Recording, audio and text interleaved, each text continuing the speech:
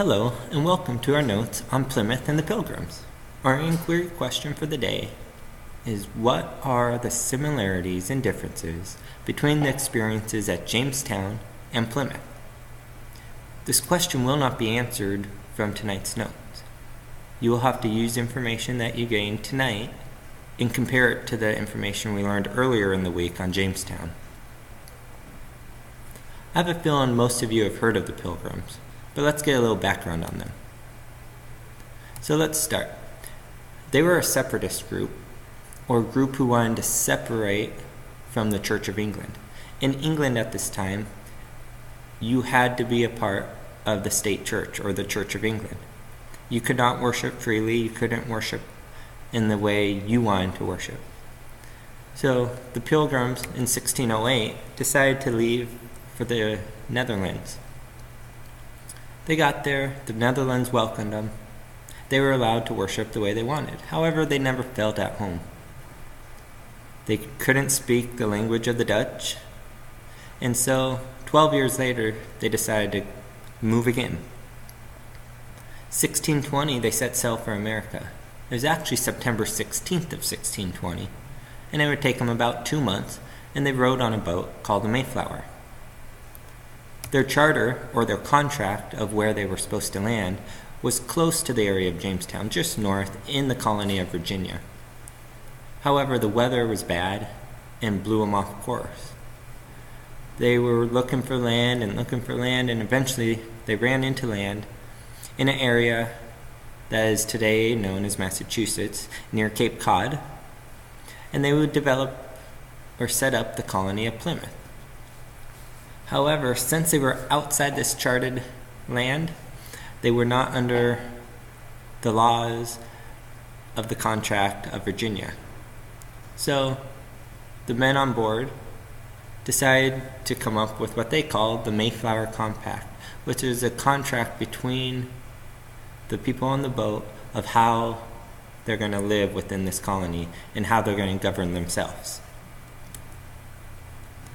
As you can see, Plymouth is somewhat protected because of Cape Cod that curves up and around here. Plymouth is just south of modern-day Boston, which we'll be studying a lot when we get to the American Revolution.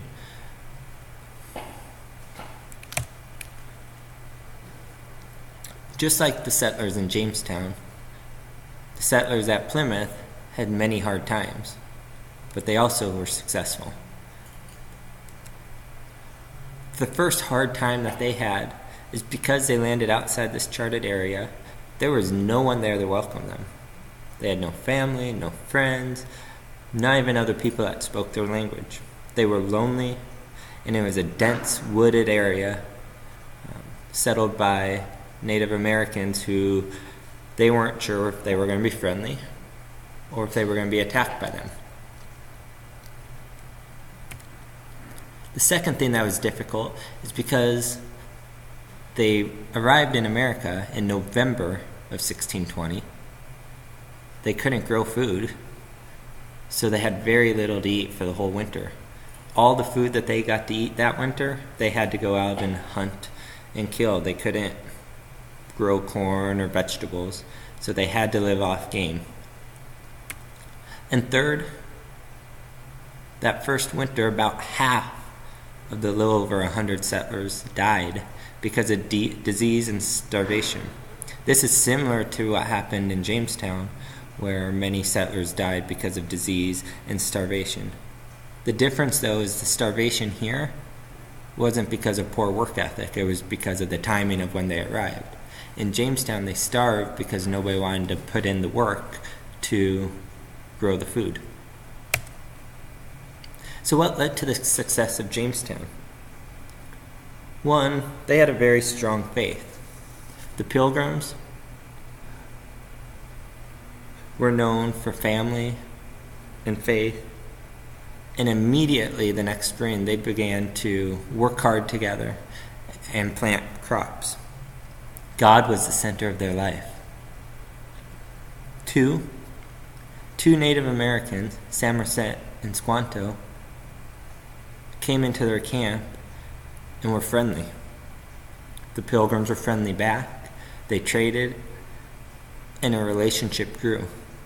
These Native Americans helped the Pilgrims. They taught them to fertilize the land because the soil in Massachusetts was not good for growing.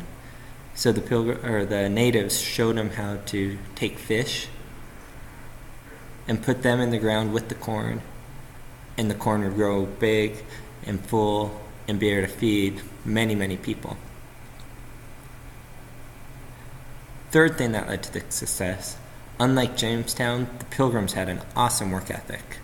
They worked hard, they worked all day long, and every single member of the family was working.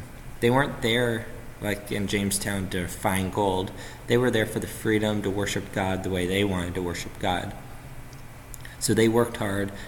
It didn't matter how old the kid was, how old the adult was, they all did everything they could.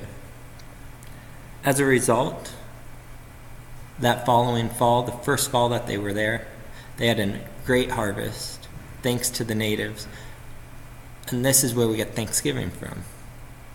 They came together, they celebrated, they survived their first year.